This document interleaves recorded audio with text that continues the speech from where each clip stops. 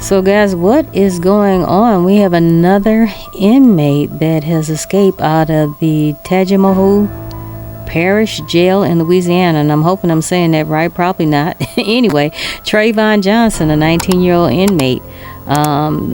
This jail is actually in Louisiana. He is awaiting trial for a home invasion in the Hammond area in 2022 when he and others broke into a house, shot a man, killed him, and wounded the man's child. Just so sad. On Thursday, May the 22nd, 2025, at approximately 4:30 p.m., Johnson slipped out of the jail after another prisoner boosted him over the perimeter fence. This is the second time he has escaped from the same facility. His first time escaping was May 2024, but he was quickly recaptured. So really, roughly last year, this time, he has escaped. This is so sad. Let's run this clip and see what's going on out there. This is getting crazy. Breaking news, we're following another manhunt underway this morning, this time for an escaped inmate from Tangipahoa Parish. The sheriff's office says Trayvon Johnson, a suspect in a deadly home invasion, escaped Thursday afternoon, but he wasn't discovered, missing until hours later. WTSU reporter Anam Siddiqui joining us live from Tangipahoa Parish right now with more on that inmate and the timeline of his escape. Anam, good morning. Yeah, good morning, Daryl Morgan. We're told by Tangipahoa Parish Sheriff's Office that Johnson escaped around 4:30 in the afternoon yesterday. Right now, take a good look at your screen. We do have a photo. This is who officials are looking for, Trayvon Johnson. He was awaiting trial for his alleged role in a 2022 Hammond home invasion. That incident killed a man and injured his daughter. Now, let's review the timeline of events from Thursday. According to the sheriff's office, around 4:30 p.m., another inmate helped Johnson escape by lifting him over the perimeter fence. Then just before 10 p.m., the sheriff's office says they received a call from someone in the community asking if Johnson was still in custody. We're told that's when the head count was immediately done, and that is when officials discovered that he did escape. Now, right before midnight, a media release about the escape was sent to the newsroom from the sheriff's office. The sheriff's office does plan to hold a news conference about this incident, but right now we don't have a timeline, but of course we'll be in the parish to keep you up with the latest. Daryl Morgan. And we understand this is not the first time Trayvon Johnson has escaped from the Tangipahoa Parish Jail, right? Wow. Yeah, in May last year, he did escape along with a few other inmates. So those inmates were also facing charges in that same deadly home invasion. We're told that two of those inmates that he escaped with were found days later, and one of them was actually then found in November. Now, this incident actually began or came to our attention about 10 p.m. last night. We actually got a phone call from an individual that was anonymous, and he inquired as to the whereabouts of Trayvon Johnson, 22 years old, who is an inmate in our jail, and he's there for homicide and other related charges. He didn't identify himself, the caller didn't, but he basically inferred that we might need to check his whereabouts. So at that time, jail staff went back to the dorm where he was assigned. He was not there. Lockdown ensued, count ensued to confirm that they were one short. I was notified, as well as other people in my administration. Upon arrival, we did another count and confirmed they were actually one short. We began looking at jail surveillance video and interviewing employees, and what we determined that was at about 4:15 p.m. there was an incident in one of the dorms in the jail where inmates had basically flooded the cell. They stopped up a shower and flooded it. As a result, a deputy was dispatched to the back with a crew of trustees to clean the water out of that dorm. While they were doing so, they opened the back door to the jail that leads into the yard.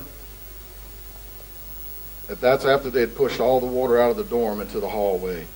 They secured the dorm, They were going to the back to to open the exterior door. Whether it was a miscommunication or lack thereof, the dorm was reopened for about a minute. When the individual, the deputy working the controls, opened the dorm and realized that the back door was open, she immediately closed that door. And the time that door was open to that inmate dorm was literally right at less than a minute. But it was enough time for an individual to get out. 2 individuals, actually. The inmate, or the deputy that had control of the trustees, went to that exterior door to make sure it was shut, at which time he encountered an inmate named Trevon Wallace. And it's Tredon Wallace, Trayvon Wallace. Got him, he escorted him back to the cell. And that's where operationally the second opportunity was missed. They didn't do a count at that time. They knew they had at least one individual out the cell at about 4:20 p.m., 4:28 p.m. He secures him back in the cell. It was never reported up the chain of command. About shift change is when an official count was done by 2 employees, two other corrections deputies. Their accounting showed every inmate present. Upon us reviewing the video last night, we realized that that's not the case. We observed on video they did not do a proper count. And we have policies in place for this. We have procedures in place that dictate the amount of counts that we're supposed to do per day. So that's another opportunity missed.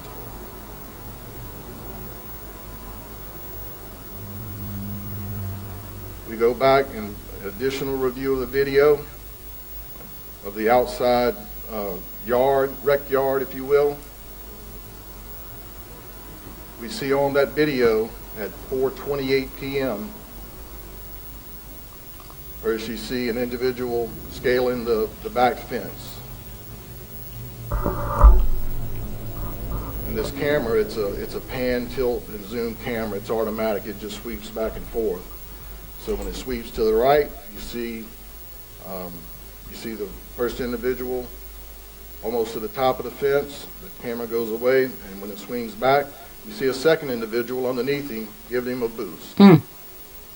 That second individual was Mr. Wallace. For whatever reasons, whether he couldn't get over the fence on his own or he was just there to help the first individual get over that fence, he returned back into the jail, and that's where our deputy intercepted him. As a result, Mr. Wallace, who's still in our jail, has been charged with simple escape himself. He's been charged with principal to that second simple escape.